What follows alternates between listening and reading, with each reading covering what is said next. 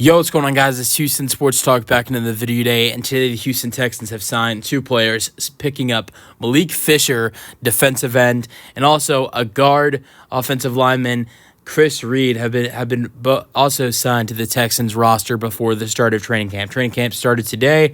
These guys were picked up the night before. I love the addition of Malik Fisher. This is a guy who was very, standout guy in the UFL. And played college at Villanova, undrafted in the NFL. But in the UFL this year, he had 33 tackles, 7 tackles for loss, 7 sacks, a forced fumble, and a fumble recovery in only 10 games. This is already a loaded defensive group or defensive lineman group. Will Anderson, Daniil Hunter, Jerry Hughes, Derek Barnett, Dylan Horton. Also, they drafted Solomon Byrd in the 7th round of the draft. So this is a deep group if you look at the defensive end group, and that's adding to the list now with Malik Fisher. That's just the defensive end group. There's a lot of great defensive tackles on this roster. If you just look at the defensive ends, you got Will, you got Daniil, you got Jerry Hughes, you got Derek Barnett, you got Dylan Horton. Hopefully he's healthy this year.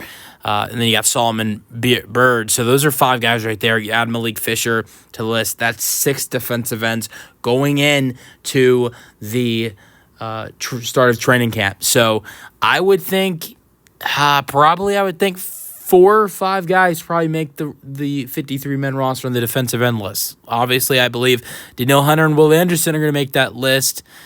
Jerry Hughes, I believe, will make that list. I think. Look, sorry, those are 7. That's 7 players. I think most likely 4 or 5 of those guys probably make the roster. Most likely 5. So if 5 guys make the roster at the defensive end group. Will's a lock to make the roster, of course. So is Daniil Hunter. I think Jerry Hughes is as well. Derek Barnett should be. Dylan Horton should be as well.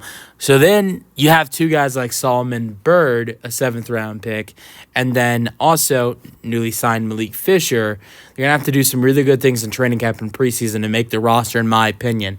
But let me know your thoughts on the Texans signing Malik Fisher in the comment section. Want to get to Chris Reed before I end this video. Chris Reed is being brought in. He's a guard, 31 years old.